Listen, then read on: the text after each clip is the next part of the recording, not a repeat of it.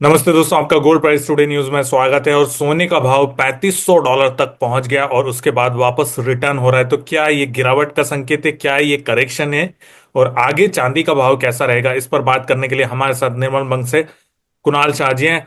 कुणाल भाई नमस्ते, स्वागत है आपका। नमस्ते। नमस्ते वीरेंद्र जी। और कुणाल भाई, मैं आपको थैंक यू बोलूंगा। लास्ट जो हमारा वीडियो था वो 1 लाख व्यूज के पार चला गया था, तो आपका जो पर्सपेक्टिव है बहुत सारे लोगों तक पहुंचा वहां पर, और 1 लाख के पार वो चला गया था। तो उसके लिए सबसे पहले तो मैं आपको धन्यवाद दूंगा। और यहां से अभी ये जो तेजी और उठापटक है, इसको कैसे देख रहे हैं? क्या सारी चीजें फंडामेंटल ड्रिवन हो गई अब?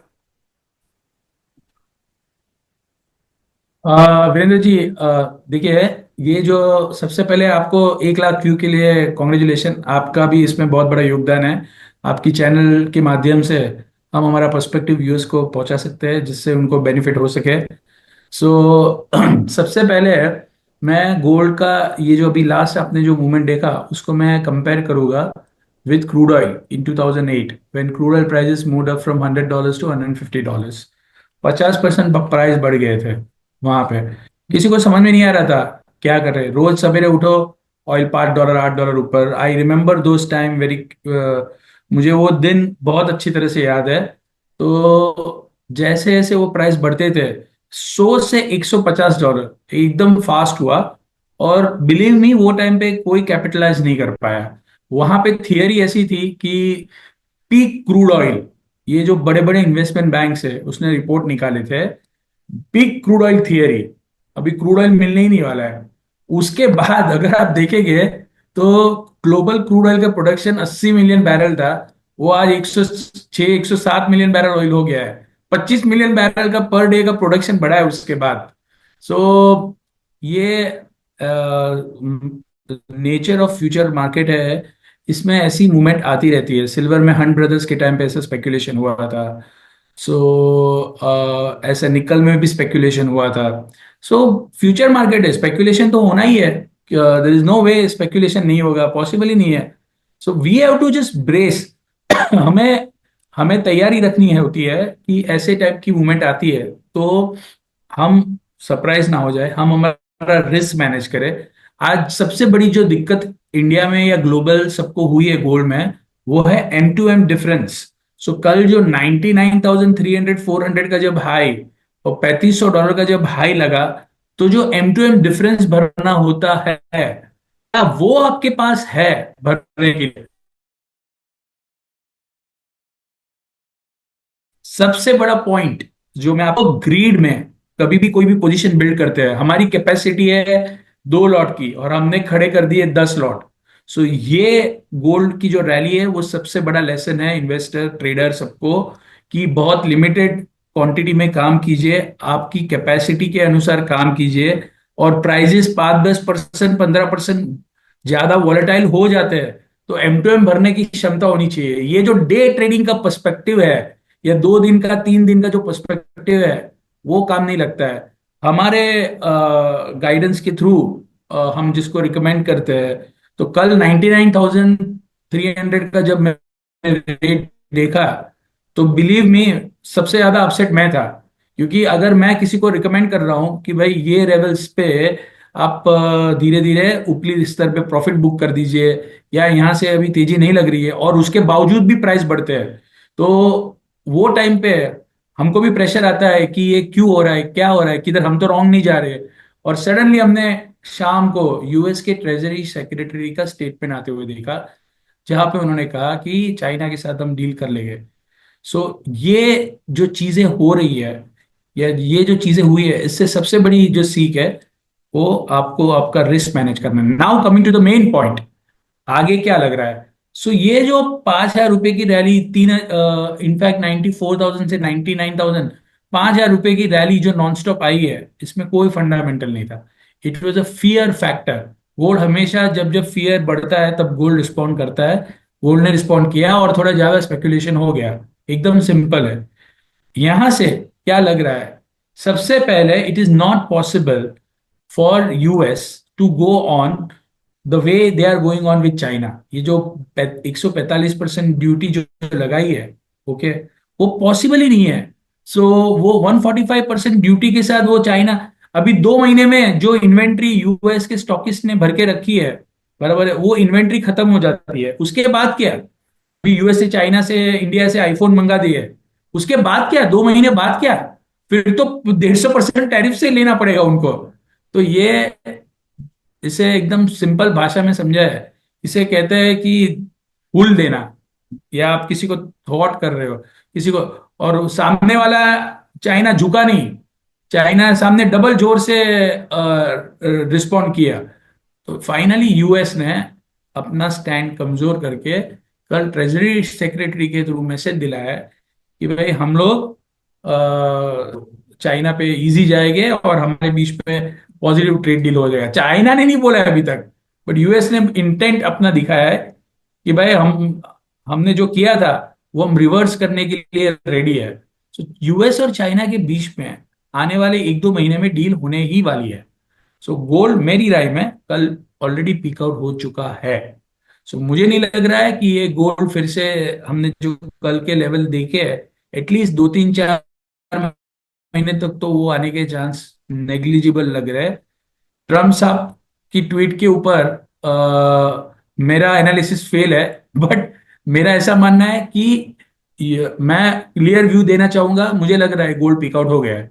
ये जो कल जो मूवमेंट आई है, और जो कल लोगों को स्ट्रेस, लोगों में पैनिक, लोगों में जो भय, ये सब की जो मात्रा मैंने देखी है, उससे बिहेवियरल एस्पेक्ट से मैं बता रहा हूँ, गोल्ड पिक आउट हो चुका है। मुझे कल ही लग रहा था गोल्ड पिक आउट। अनफॉर्चुनेटली मैं कल आपके साथ इंटरव्यू नहीं कर पाया, बट आज मैं एकदम स्ट्रांगली कह रहा हूँ गोल्ड पिक आउट हो चुका है। और धीरे धीरे विद वॉलेटाइल 95,500 जब हम बात कर रहे हैं तब चल रहा है, 96,500 आएगा, फिर से 95 आएगा, फिर 95,800 आएगा, फिर धीरे धीरे 94 आएगा।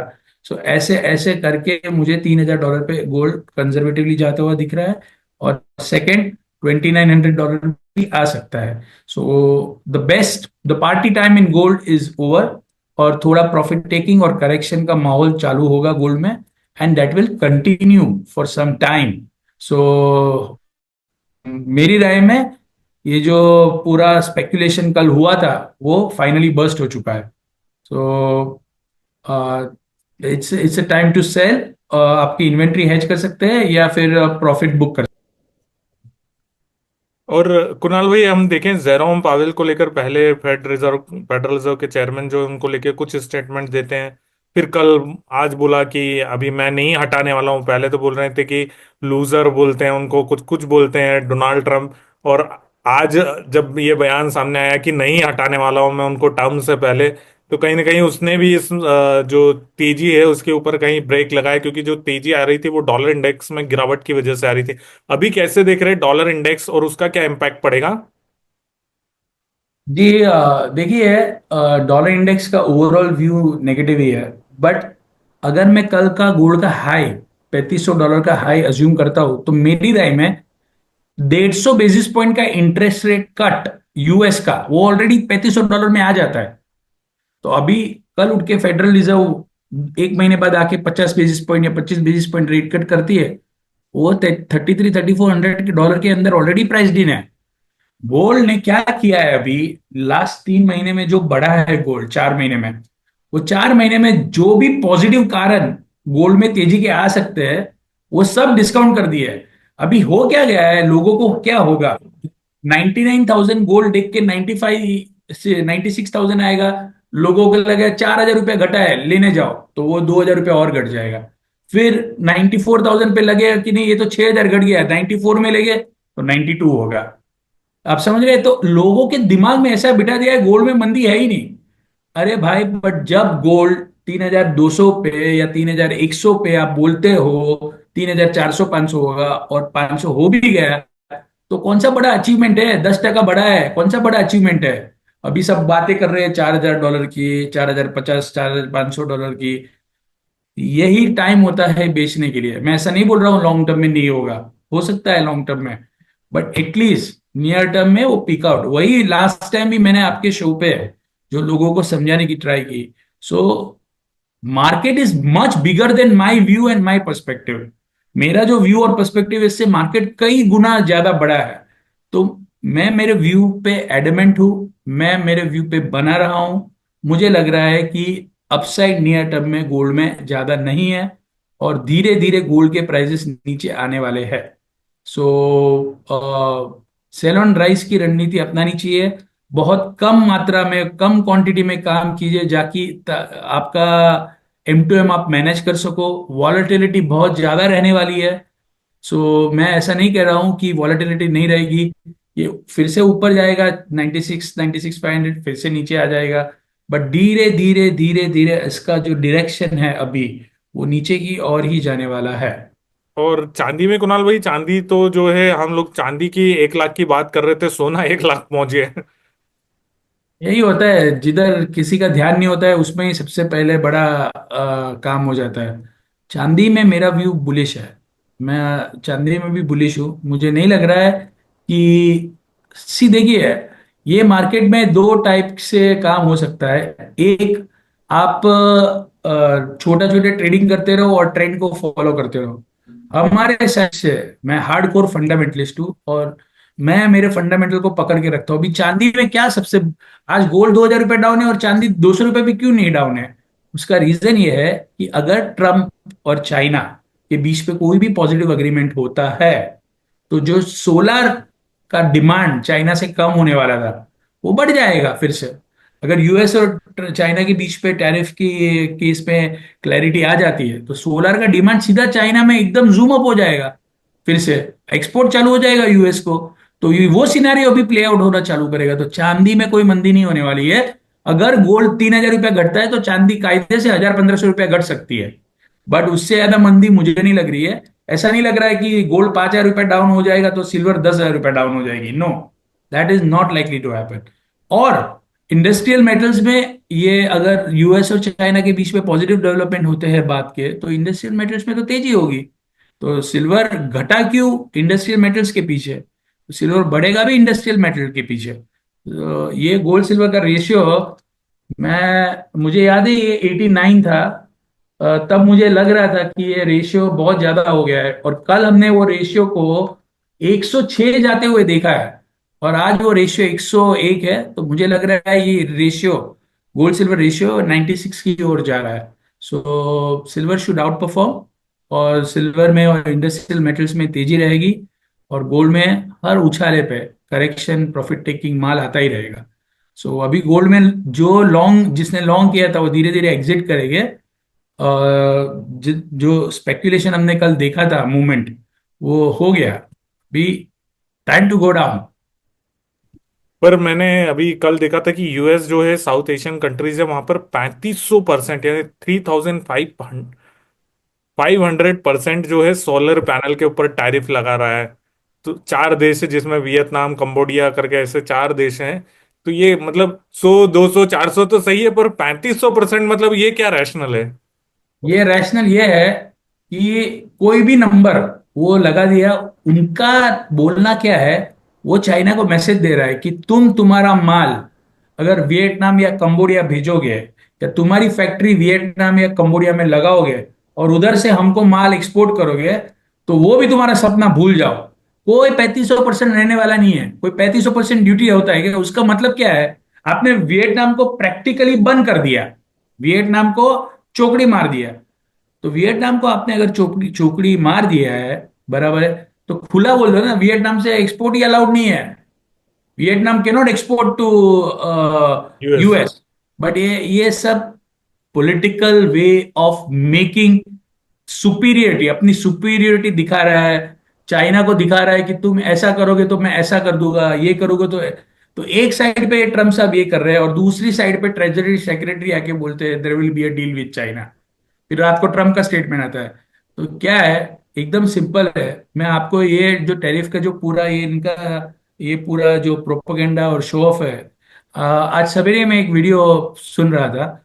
उसमें एकदम सिंपल बात मैं अपने दर्शकों को समझा, जो मुझे समझ में आ रही है, कि अगर आप कोई क्रेडिट कार्ड लेते हो, okay, you have a credit card, आपको कोई क्रेडिट कार्ड दिया जाता है, और आप वो क्रेडिट कार्ड से जाके लुई विटॉन, जारा, जो बड़े बड़े ब्रांडेड शोरूम्स है, उससे शॉपिंग करते हो, बराबर है, तो आपका क्रेडिट कार्ड का बिल बढ़ के आता है।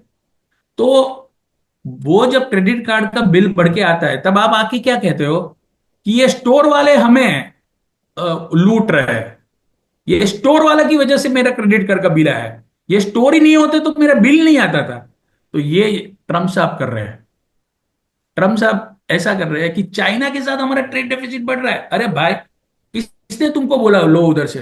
तुम ही तुम्हारा फैक्ट्री उधर डाल रहे हो और तुम ही बोल रहे हो।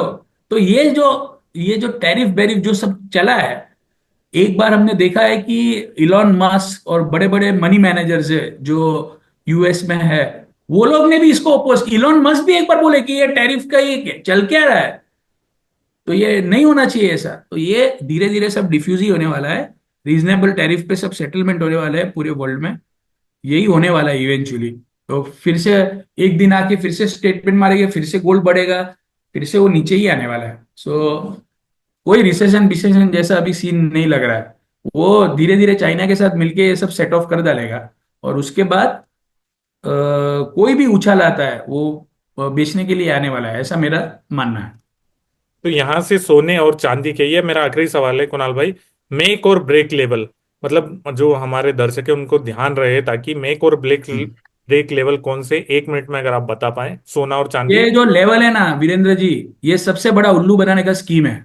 मेरे को एक चीज बताइए आप, ऐसा क्या है वो लेवल में, वो नंबर में, कि अगर गोल्ड 96,000 तोड़ता है तो 98,000 ही आएगा, अगर 95,000 तोड़ता है तो 93,000।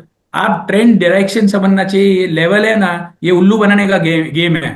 मैं बोलूंगा अगर गोल्ड 95,000 तोड़ता है तो 93 आएगा, नहीं तोड़ा और बढ़िया। तो ये सब जो कोई लेवल पे नहीं, ध्यान मंदी का है, उछाले पे बेच के काम करना चाहिए। ये जो टेक्निकल एनालिस्ट है ना सब, वो सब अपने आप को सेफगार्ड करने के लिए ये सब लेवल बेवल देते हैं। ये तोड़ा तो ये होगा, ये तोड़ा तो ये होगा, ये बढ़ेगा तब ये बढ़ेगा। अरे भाई खुला बोलो ना, अभी मैंने खुला बोला कि गोल्ड मुझे टॉप आउट होता हुआ लग रहा है, तो मेरा व्यू रॉन्ग गया एक हफ्ते के लिए। गोल्ड ने 99,000 लगा दिया, तो मैं बोल सकता हूँ मेरा व्यू रॉन्ग गया, मार्केट मेरे से बड़ा है। बट ये सब लेवल बेवल वाला गेम मेरे से नहीं होता है। मुझे लग रहा है धीरे धीरे गोल्ड घिस के जो मेरा ओरिजिनल व्यू था $3,000, $2,950, और ये आएगा नहीं आएगा कोई मेरे पास कोई मैच नहीं है। मैं मेरा रफ अंडरस्टैंडिंग से बता रहा हूँ कि 8-10% का करेक्शन आना चाहिए, तो वो हिसाब से बता रहा हूँ। बाकी ये लेवल की गेम में जाना नहीं चाहिए।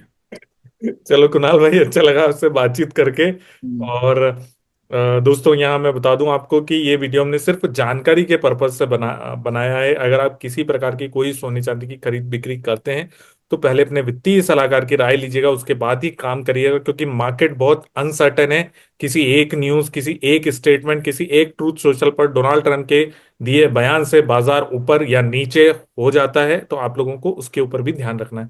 Thank you so much Kunal भाई, ये सारी जानकारी देने के लिए। Thank you.